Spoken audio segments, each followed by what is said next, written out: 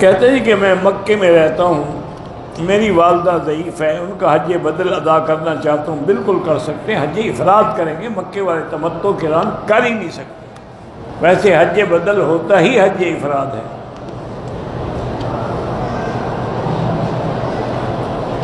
نماز پڑھتے وقت کو تکلیف دہ چیز آ جائے تو کیا حکم ہے؟ کیا تکلیف دہ؟ وضاحت کرو نا، کسی نے ڈنڈا مار دیا ہے، تکلیف کی وضاحت کرو نا، کیا تکلیف دہ چیز پیش آ گئی؟ کیا عورت پیتل کی انگوٹھی پہن کے نماز پڑھو؟ نماز تو پڑھ سکتی ہے لیکن پیتل یا لوہے کی انگوٹھی نہیں پہننی چاہیے۔ عورت کی طلاق جو ہے وہ طلاق کے بعد 3 مہینے عدت ہوتی ہے۔ ہاں اگر کوئی آدمی 1 مہینے میں 1 طلاق، دوسرے میں دوسری، تیسرے میں تیسری، تو 12 عدت جو ہے وہ تو شروع ہوگی آخر میں، وہ تو جب آخری طلاق ہوگی 3 ہو جائیں گی تو اب وہ عدت گزارے گی۔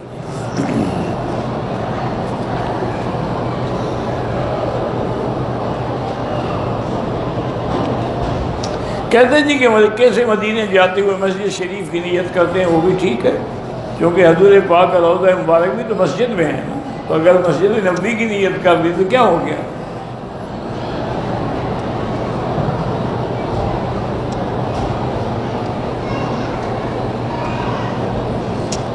ابو طالب نے اپنے مناف کے خاندان کے سارے خاندان سے کہا تھا کہ بھئی اگر تم ایمان نہیں لاتے ہو، نہ لاؤ، بات نہ مانو، لیکن ہم ان کی حفاظت تو کریں۔ یہ تو سارے خاندان نے کی، سب سے زیادہ ابو طالب نے کی، باقی کن 2 سے کہا تھا اللہ اعلم۔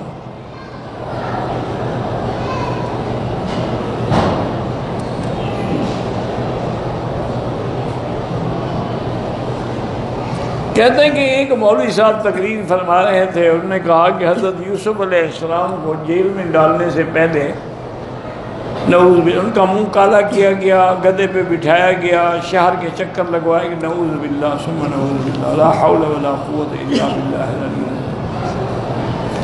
انا للہ و انا، اللہ پاک اپنے انبیاء کو اتنا ذلیل اور رسوا نہیں کرتے۔ انا لننصر رسلنا والذین آمنوا فی الحیات الدنیا ویوم یقوم الاشہاد۔ اللہ فرماتے ہیں ہم اپنے رسولوں کی مدد کرتے ہیں۔ یوسف علیہ السلام کا جیل جانا جو ہے، یاد رکھو، یہ کوئی بطور سزا تو تھا ہی نہیں۔ تمہیں کیوں گدھا پہ بھی بیٹھنا پڑ گیا؟ اس مولوی کو کسی نے بٹھایا ہوگا گدھا پہ، اس نے اپنا غصہ یوسف علیہ السلام پہ نکال دیا۔ بھئی یوسف علیہ السلام کے بارے میں عزیز مصر بھی جانتا تھا کہ وہ بے گناہ ہے۔ یوسف اعرض عنہا، آپ چھوڑیں اس کو۔ بیوی سے کہا کہ واستغفری، تم اپنے گناہ کی توبہ کرو، اس کا تو گناہ ہی نہیں ہے۔ پھر جب عورتوں نے مکر چلایا تو اب یوسف علیہ السلام گھبرا گئے کہ پہلے تو ایک تھی، اب تو کئی میرے پیچھے پڑ گئی ہیں۔ تو انہوں نے خود دعا مانگی تھی کہ رب السجن احب الی مما یدعوننی الیہ، کہ یا اللہ ان کے مکر سے تو مجھے جیل بھیجے ہوئے تھے۔ تو یہ تو ان کی اپنی دعا تھی۔ اور دوسرا یہ ہے کہ عزیز مصر نے اور اس کی بیوی نے بھی یہی مشورہ کیا کہ بات پھیلتی جا رہی ہے، پھیلتی، بہتر ہے کہ ہم یوسف کو جیل میں بھیج دیں۔ وہ تو جانتے تھے کہ یوسف بے گناہ ہے۔ پھر یوسف علیہ السلام جیل میں بھی گئے تو اتنی شان سے رہے کہ جیلر اور سارا عملہ جو تھا نا وہ آپ کا غلام بن گیا۔ وہی 2 آدمیوں نے آپ سے خواب کی تعبیریں پوچھی، تو یہ تو ان کی اپنی ایک مانگی۔ اس لیے جب بہت عرصہ گزر گیا، رہائی نہ ملی، تو حضرت یوسف علیہ السلام نے تہجد کے وقت اللہ سے درخواست کیا، اللہ اب تو بہت مدت ہو گئی ہے، میں جیل کی زندگی سے تنگ آ گیا ہوں۔ اللہ نے جبریل بھیجا کہ موسیٰ علیہ السلام سے کہہ دو کہ جیل تو تم نے مانگی تھی کہ ان کے مکر سے بچاؤ، مجھے جیل جانا پسند ہے۔ اس کہہ دیتے ان کے مکر سے بھی بچاؤ، جیل سے بھی بچاؤ، ہم دونوں سے بچا دیتے۔ اس لیے ایسی باتیں کرنا جو پیغمبر کے شان کے خلاف ہوں آدمی کافر ہو جاتا۔ اسی لیے علماء نے لکھا ہے کہ جیسے مشہور طور پہ مولوی کہہ دیتے ہیں کہ یوسف حضرت ایوب کے بدن میں کیڑے پڑ گئے تھے سر سے پاؤں تک، اور زبان میں بھی وہ کیڑے پڑ گئے، تو انہوں نے رو کے کہا کہ اللہ تیرا نام لے لیتا تھا، اب زبان پہ بھی کیڑے آ گئے، نام بھی میں نہیں لے سکتا، تو اب اللہ نے حکم دیا کہ پاؤں مار۔ یہ بھی غلط بات ہے، کیڑے پڑنا کوئی اچھی بات ہے؟ جب قرآن نے نہیں کہا، تم نے کہاں سے کیڑے پکڑ لیے ہیں؟ قرآن کہتے ہیں انی مسنی الضر، مجھے تکلیف پہنچی ہے، رب انی مسنی الشیطان بنصب وعذاب، کوئی آپ کو تکلیف ہوئی؟ لیکن یہ کہنا کہ وہ کیڑے پڑ گئے تھے غلط بات۔ اسی لیے علماء نے لکھا ہے کہ حضرت یعقوب کو بھی اندھا نہ کہو، اندھا کہنا عیب ہے، اور اللہ نے بھی ان کو اندھا نہیں کہا، فرمایا اسفا علی یوسف فابیضت عیناہ من الحزن، روتے روتے آنکھیں سفید ہو گئی، یعنی نور کم ہو گیا۔ تم ایسی باتیں کہتے ہو انا للہ و انا الیہ۔ آج کل کیا کریں جی، ہر آدمی بن گیا مولوی، جس نے گلے میں کپڑا ڈال لیا، بال شال بڑھا لیے، وہ مولوی بن گیا، چاہے اس نے قاعدہ بھی نہ پڑھا۔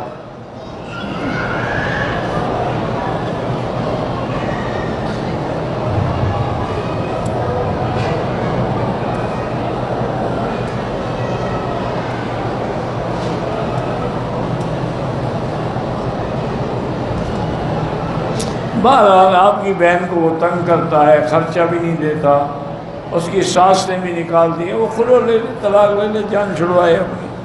ایسے شوہر کے ساتھ رشتہ رکھنے کا کیا فائدہ؟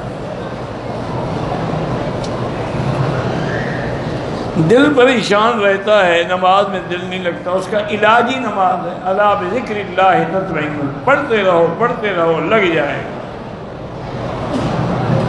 میں اور میرے بچے نظر بد کا شکار ہو جاتے ہیں تو سورۃ نون کی آخری آیات پڑھ کے دم کیا کرو۔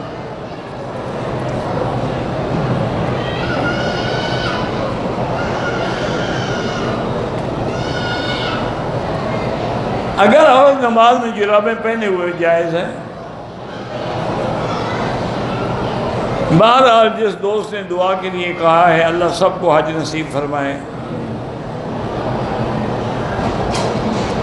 ایک ہے مکے میں رہ کے حج کرنا، حج افراد ہے، تو حج کی بکری تو ہے ہی نہیں، اور جو قربانی ہے وہ مکے میں کریں یا اپنے ملک میں کر دیں۔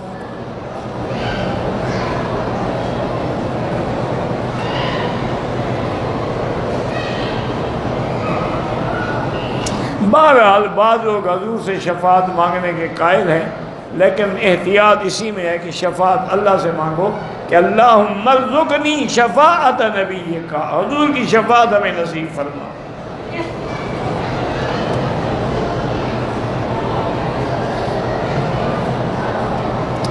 میں تو امتی ہوں، یہ نعت مجھے کیا پتہ ہے نعت کیا ہے؟ جو لوگ صاحب نصاب ہیں ان پر قربانی ہے۔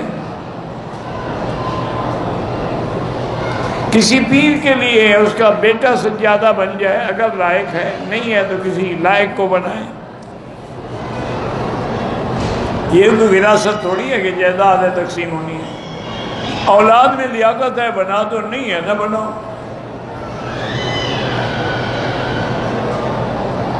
کوئی آدمی اصول کافی تو شیعہ کی کتاب ہے، اس کے مطابق زندگی گزارے تو انشاءاللہ ہلاک ہو جائے گا۔ وہ تو ان کی بڑی مشہور کتاب ہے، اس پہ مہر لگی ہوئی ہے ھذا کافن لشیعتنا، یہ کتاب ہمارے شیعوں کے لیے کافی ہے۔ اسی میں تو لکھا ہے کہ قرآن مکمل نہیں ہے، پھر اس سے بڑا کفر کیا ہو سکتا ہے؟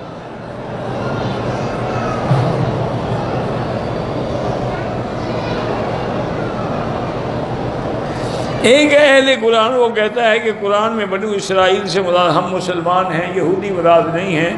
بنو اسرائیل تو پوری ایک قوم تھی، موسیٰ علیہ السلام بھیجے گئے، اب یہ خود اگر یہودی بننا چاہتا ہے تو ہم کیا کریں؟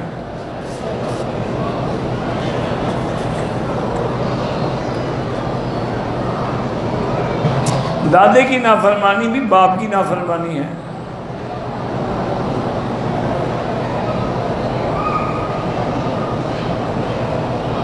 بہرحال سال آپ کا سفر میں پورا ہوتا ہے، لیکن زکوٰۃ رمضان میں دیتے ہو تاکہ زیادہ ثواب ہو، تو ٹھیک ہے، جائز ہے۔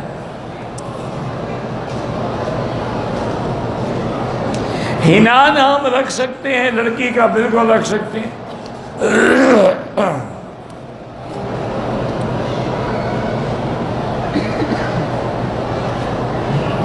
ہم گوشت کا کاروبار کرتے ہیں، گائے اور اونٹ کا گوشت بیچتے ہیں، اونٹ کے گوشت کو بھی گائے کا کہہ کے بیچتے ہیں، دھوکہ ہے، سیدھا جھوٹ بول رہے ہو۔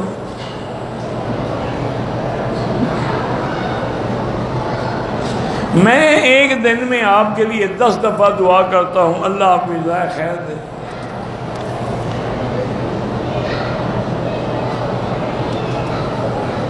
بھائی ہر آدمی کو حصہ اس کے باپ کی جائیداد سے ملتا ہے، دادے کی جائیداد سے نہیں۔ دادے کی جائیداد باپ کو ملے گی، باپ کی جائیداد پھر اولاد کو ملے گی۔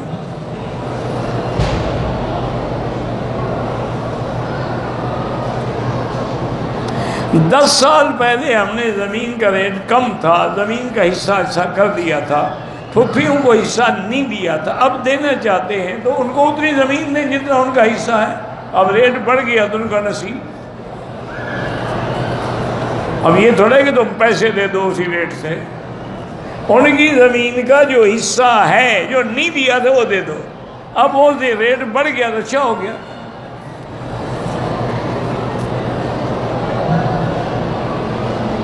کہتے ہیں کہ بکرے کے گوشت کو پانی ڈالتے ہیں بدنی کرنے کے لیے، بالکل حرام ہے، دھوکہ ہے۔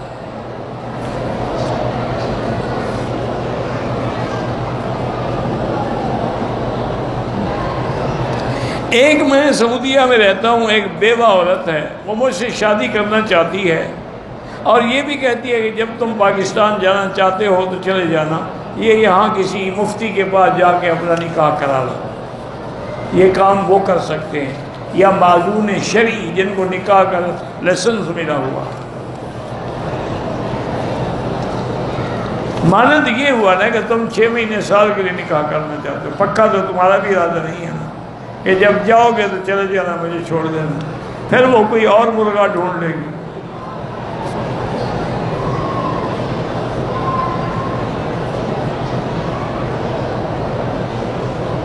جس دن بچے کو ختنہ ہوتا ہے دیگیں چڑھا سکتے ہیں، 200 دیگ چڑھا دے دی، کسی نے منع کیا؟ لیکن کوئی شریعت کا حکم تو نہیں ہے نا، سنت ہے۔ ختنہ کھلاؤ گے لوگوں نہیں، مانا کیا کرو گے؟ ختنہ کی دعوت ہے جی، آؤ ختنہ کھاؤ میرے بیٹے کا۔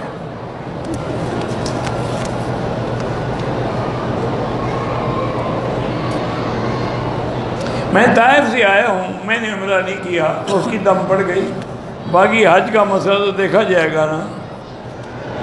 مکے میں جو بھی رہتے ہیں پہلا حج یا 10واں حج افراد کریں گے۔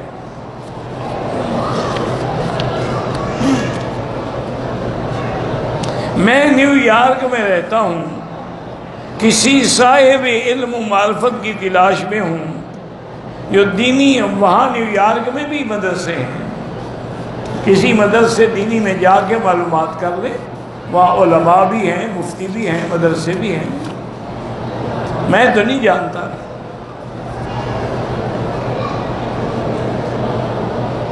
آج کل جو مسلمانوں کی زبوں حالی ہے اس لیے کہ ہم اسلام چھوڑ چکے ہیں، ہمارا نام کا اسلام ہے، عمل نہیں ہے اسلام پر۔ بالکل آپ کی محنت ہے، کرتے رہیں، انشاءاللہ ایک وقت آئے گا جب پوری دنیا پہ صرف اسلام ہوگا۔ لَن يَدْخُلَ اللَّهُ هَذَا الدِّينَ بِعِزِّ عَزِيزٍ أَوْ ذِلِّ ذَلِيلٍ لَا بَيْتَ مَدْرٍ وَلَا شَجَرٍ، کوئی حضور میں مٹی کا گھر یا خیمے کا گھر، اسلام یقیناً داخل ہوگا۔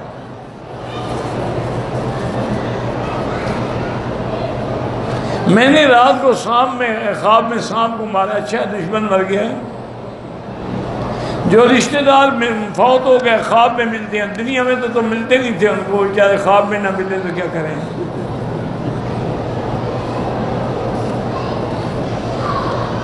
آپ کا نام نعمان تھا، ابو حنیفہ کنیت تھی۔ میں حج کے لیے آیا ہوں، حج افراد ہے تو آپ پہ کوئی بکری ہے ہی نہیں، اللہ نے معاف کی ہے۔ میں جازان سے گروپ لے کے 2 دفعہ آتا ہوں، تو آپ کے لیے عمرہ کرنا ضروری نہیں ہے، کیونکہ آپ ایک ڈپٹی پہ بار بار آتے ہیں، جیسے ڈرائیور بار بار جاتا ہے۔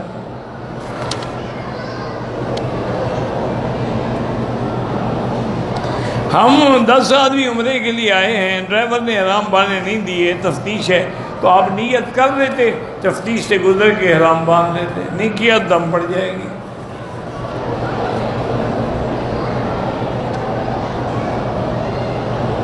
کسی نے کہا کہ جب ہڈی کو پھینکو تو بسم اللہ پڑھا کرو، یہ تو کہیں نہیں ہے، کسی نے گھڑا ہے کھاؤ تو پڑھا کرو، پھینکنے کے وقت نہیں پڑھنا چاہیے۔ بہرحال جب کھانا شروع کرتے ہو بسم اللہ پڑھتے ہو، وہ کافی ہے بس، باقی ہر ہڈی جو ہے وہ جنات کی غذا ہے، تم پڑھو یا نہ پڑھو۔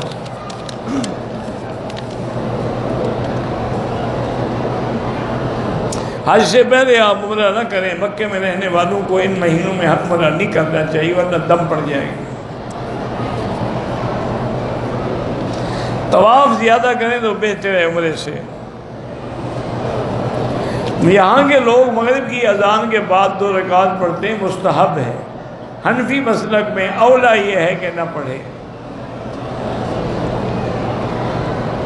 آب حیات کی نسبت حضرت خضر کی طرف کرتے ہیں، اللہ عالم۔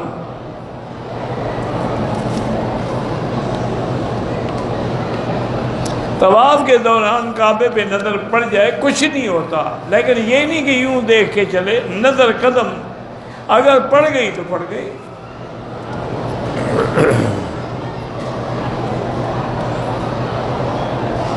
میری والدہ کا بھابھی سے جھگڑا ہوا، والدہ بھابھی سے نہیں بولتی، سلو کرانے کی کوشش کریں۔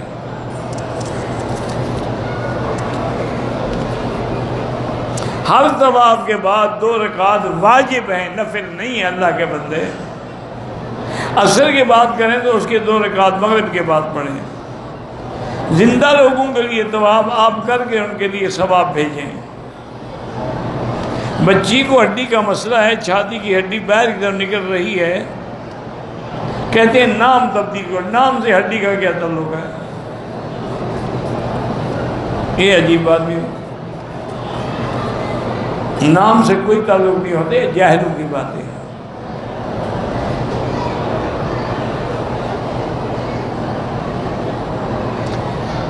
دوران حج ہونٹوں سے کچھ نکل رہا تو کاٹ دیا، کچھ نہیں ہوتا۔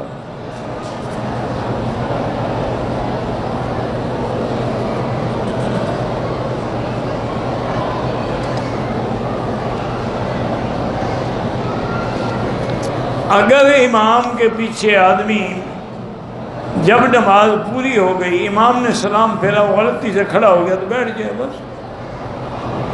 اگر کھڑا ہو گیا ہے اور پھر 5 رکعت تو نہیں پڑھ سکتا نا۔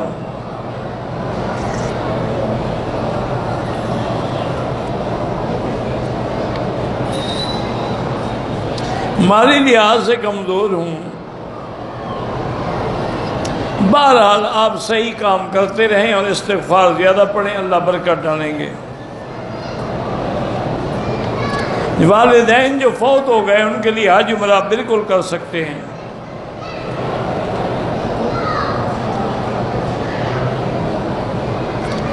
لڑکے کے لیے عقیقہ جو ہے 2 بکرے ہیں، نہیں دے سکتے کوئی بات نہیں، اگر کوئی غریب ہے طاقت نہیں ہے ضروری نہیں کہ ایک دے، ایک بھی تو سنت کے خلاف ہے نا۔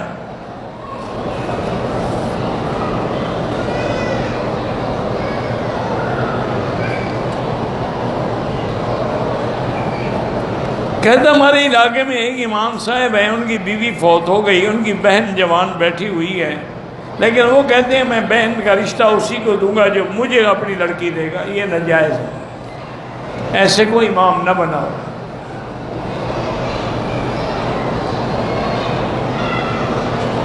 والد نے وصیت کی ہے، زبانی کا بالکل وصیت پہ عمل کریں، لیکن وصیت شریعت کے خلاف نہ ہو۔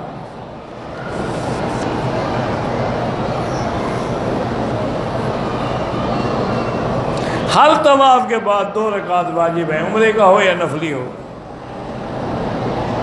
اگر عمرہ حج تمتع کرنے والا ایک عمرہ اپنے ملک سے آ کے کر لیا، اب مزید کرنا چاہے کر سکتا ہے۔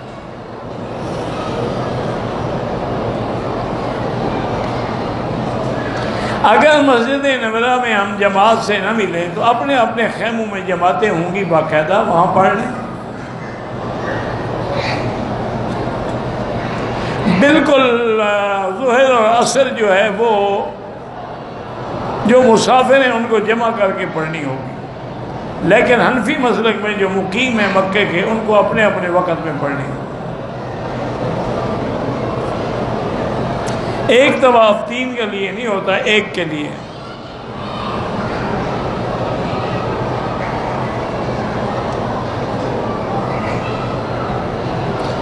ایک بچہ پیدا ہوا، اس کی ماں نے ایک نام رکھا، دادا دادی نے دوسرا نام رکھا، ماں یہ ناپسند کرتی ہے تو جو اس کو پسند ہے وہی بلاتی رہے، بس جھگڑے کی کیا ضرورت ہے؟ اس نے جو نام رکھا وہی بلاتی رہے، دادا دادی اپنے نام سے بلاتے رہے، کیا فرق پڑ جائے گا؟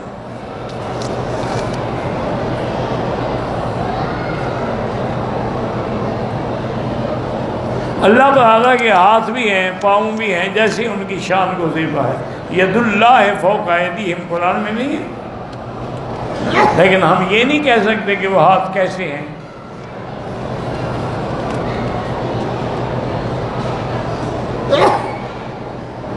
ہمیں اولاد نہیں ہے، میری بیوی نے اپنی بھتیجی کو پالا ہے، اب وہ جوان ہے، بالکل حج پہ آ سکتی ہے، لیکن آپ کے لیے حقیقتاً تو وہ بیٹی نہیں ہے۔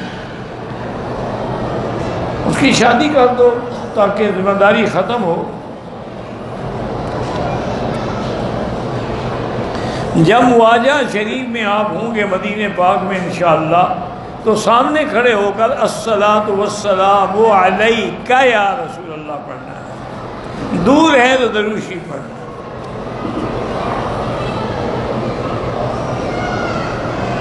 بعض لوگ بھینس کی قربانی پسند نہیں کرتے تو نہ کریں، کسی نے کوئی جبر کیا، وہ گائے کی کر لیں، بکرے کی کر لیں، اونٹ کی کر لیں، ان کو پسند نہیں ہے تو نہ کریں، بس اس میں کیا ہے۔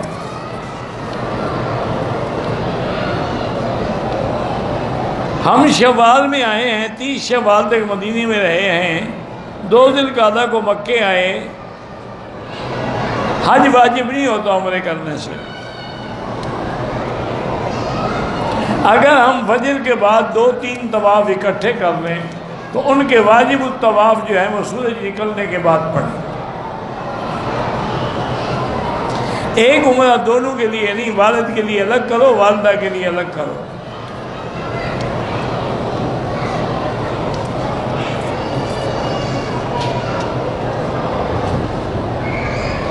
بہرحال اگر آپ سنتیں گھر سے پڑھ کے چلتے ہیں پھر مسجد میں آتے ہیں، ابھی وقت ہے 2 رکعت پڑھ سکتے ہیں تحیۃ المسجد۔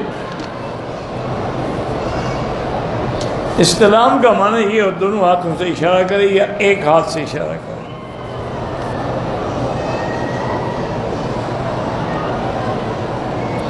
کچھ آدمی مدینہ منورہ سے احرام باندھ کے مکے میں آ گئے ہیں، اگر انہوں نے اشہر حج میں یعنی شوال یا عمرہ کیا ہے پھر تو ان کا تمتع ہے، اگر رمضان میں کیا ہے تو پھر افراد کر سکتے ہیں۔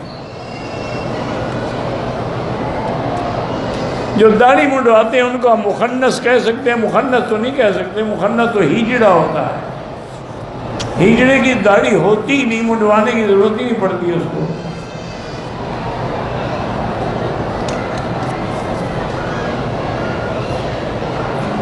اگر ہم دوسرے عمرے کے لیے مسجد جیرانہ گئے ٹھیک ہے، وہاں سے بھی عمرہ ہو سکتا ہے، کوئی نہ کرے تو نہ کرے۔ دل بہت سخت ہو گیا ہے، آنسو نہیں آتے ہیں تو یہ شقاوت ہے، اس کا علاج ہے کہ درود شریف زیادہ پڑھو اور استغفار زیادہ پڑھو، کیونکہ جب دل سخت ہو جاتے ہیں نا پھر آنسو نہیں آتے۔ حضور نے پناہ مانگی ہے، اللہم انی اعوذ بک من علم لا ينفع وعن قلب لا یخشع وعن نفس لا تشبع وعن عین لا تدمع۔ اس آنکھ سے بھی میری پناہ ہے جو آنسو نہ بہائے۔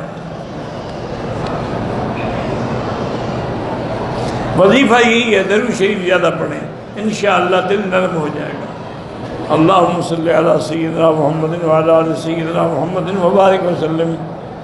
یا حی یا قیوم یا ذا الجلال والاکرام، یا ذا الجلال والاکرام، یا ذا الجلال والاکرام۔ اللہم فرج ہم المہمومین، نفس کرب المکروبین، واقض الدین عن المدینین، واشفنا واشف مرضانا ومرضى المسلمين، واشفنا واشف مرضانا ومرضى المسلمين۔